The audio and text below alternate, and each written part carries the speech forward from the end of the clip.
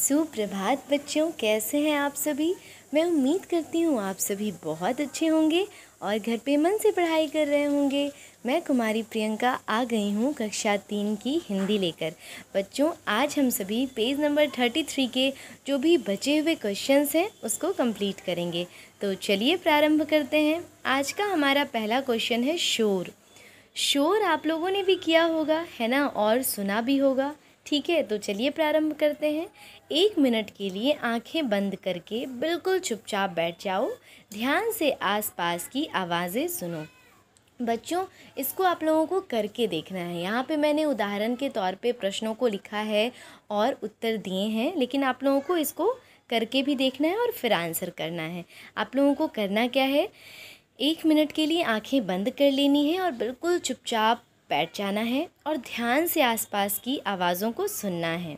अब आप लोगों को आँख खोलनी है अपनी और याद करना है कि आप लोगों ने किस किस चीज़ की आवाज़ सुनी थी, किन किन चीज़ों की आवाज़ आपने सुनी थी, और फिर उसका नाम नीचे लिखना है।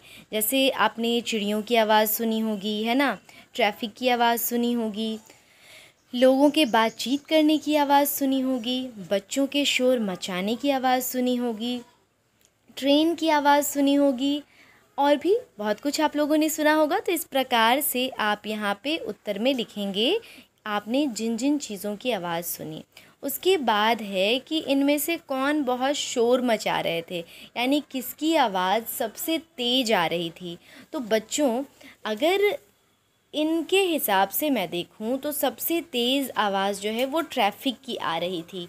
तो उत्तर में कैसे लिखेंगे, सबसे पहले ट्रैफिक की आवाज़, है ना, उसके बाद ट्रेन की आवाज़, उसके बाद बच्चों के शोर मचाने की आवाज़ आ रही थी, फिर लोगों के बातचीत करने की आवाज़ आ रही थी, उसके बाद चिड़ियों की आवाज़ आ रही थी, है ना।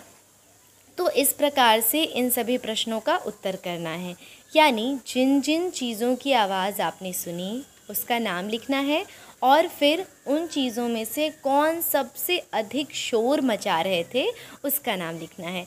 ठीक है बच्चों, तो आज की कक्षा में इतना ही। अगली कक्षा में मैं फिर आऊँगी और आगे के क्वेश्चंस कराऊँगी। तब तक के लिए पढ़ते रहिए, बढ़ते रहिए। Keep study. Thank you so much.